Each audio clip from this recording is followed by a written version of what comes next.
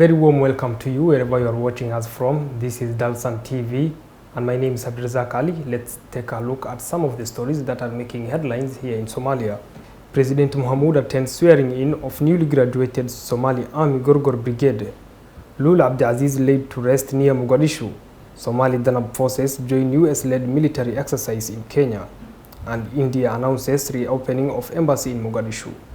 Welcome back. Now, the President of Somalia, Dr. Hassan Sheikh Mohamud, has attended the swearing-in of the Somali National Army's Gorgor Brigade, who received military training at the Taksom Military Academy. During his speech, the President at the ceremony, Hassan Sheikh Mohamud, emphasized that the government's top priority is to reform the Somali National Army. President Hassan Sheikh Mohamud attended the swearing-in ceremony for the newly graduated Somali National Army (SNA) Goja Brigade, who received military training at the Taksem Military Academy.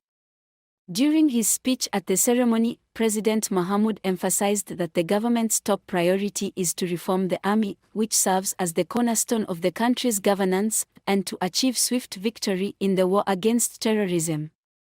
The newly trained soldiers showcased their skills in a parade, expressing gratitude to President Mohamud for prioritizing the rebuilding of the armed forces and extending his thanks to the Turkish government for its role in rebuilding the army.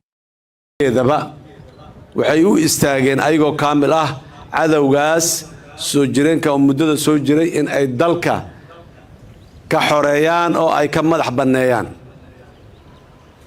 This week, a high-level Turkish government delegation, comprising Navy and Land Forces commanders and officials from the Turkish Ministry of Defense, arrived in Mogadishu.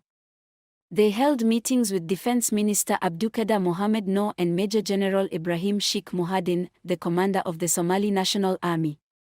This week, a high-level Turkish government delegation, comprising Navy and Land Forces commanders and officials from the Turkish Ministry of Defense, arrived in Mogadishu. They held meetings with Defense Minister Abdulkader Mohamed Noor and Major General Ibrahim Sheikh Muhadin, the commander of the Somali National Army. The visit of the Ankara delegation to Mogadishu reportedly aimed at discussions regarding the rebuilding and equipping of the Somali military forces, as well as enhancing the recent defense and economic cooperation agreement between Somalia and Turkey. The relationship between Somalia and Turkey has strengthened since Turkish President Recep Tayyip Erdogan's visit in 2011. The Indian government has announced plans to reopen its embassy in Mogadishu, fostering stronger diplomatic ties with the federal government of Somalia. The move is expected to bolster cooperation between the two nations across various sectors and contribute to peace, stability and prosperity in the Horn of African region. Our reporter has more on this.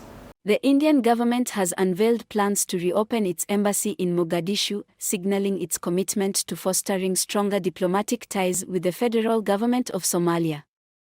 The move is expected to bolster cooperation between the two nations across various sectors and contribute to peace, stability, and prosperity in the Horn of Africa region. According to Ambassador Ahmed Ali Dahir, Somalia's envoy to India, the delegation from India recently visited Mogadishu to assess the security situation and finalize plans for the embassy's reopening. The reopening of the Indian embassy in Mogadishu is expected to enhance collaboration and cooperation between India and Somalia in multiple sectors. The reopening of the Indian embassy in Mogadishu is expected to enhance collaboration and cooperation between India and Somalia in multiple sectors. The decision to reopen the embassy represents India's recognition of the progress made by the federal government of Somalia in enhancing security and stability. The decision to reopen the embassy represents India's recognition of the progress made by the federal government of Somalia in enhancing security and stability.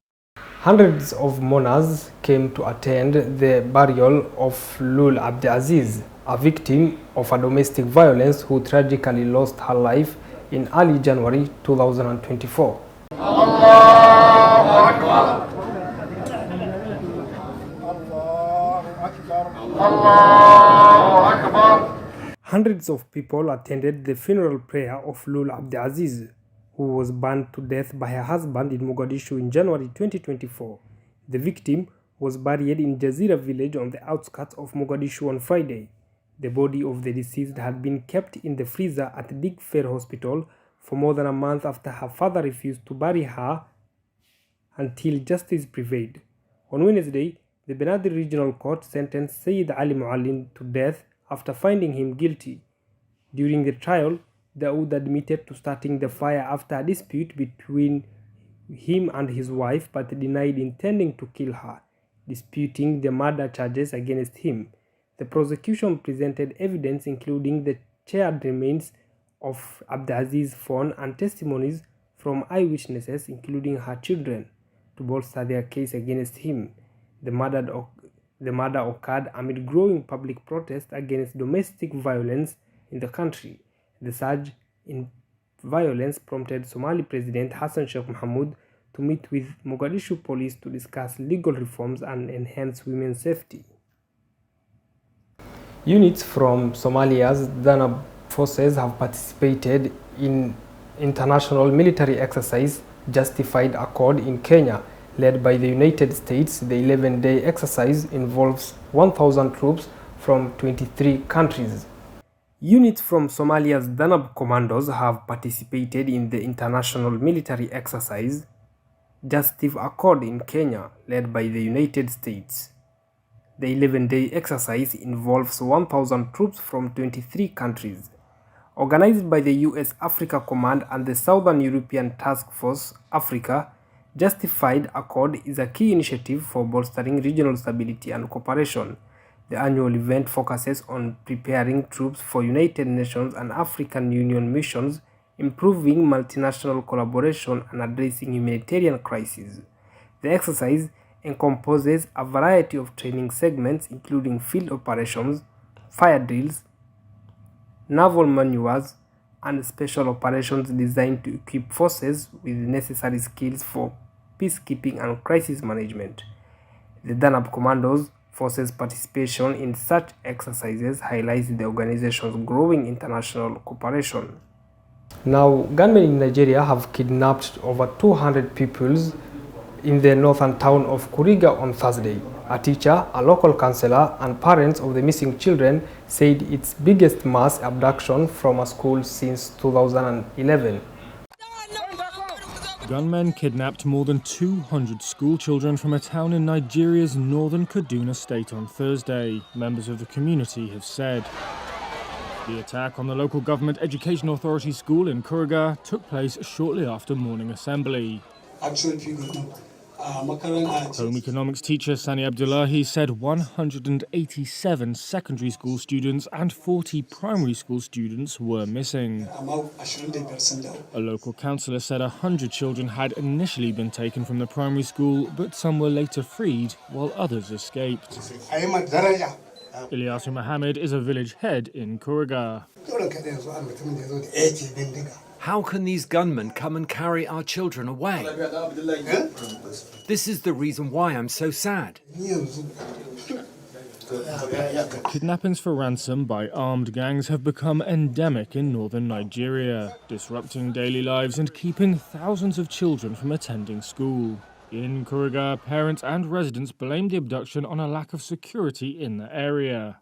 One parent said local vigilantes had tried to repel the gunmen, but had been overpowered. By the grace of God, Kaduna State Governor Uba Sani visited Kuriga and promised to get the pupils released. Police in Kaduna did not respond to a request for comment. The last major reported abduction involving school children in Kaduna was in July 2021. Then gunmen took more than 150 students. Those children were reunited with their families months later, after ransoms were paid. Well, that story brings us to the end of this bulletin. My name is Abdulrazak Ali. Thank you so much for tuning in to Dalsan TV English News. Till we meet again, have a lovely evening.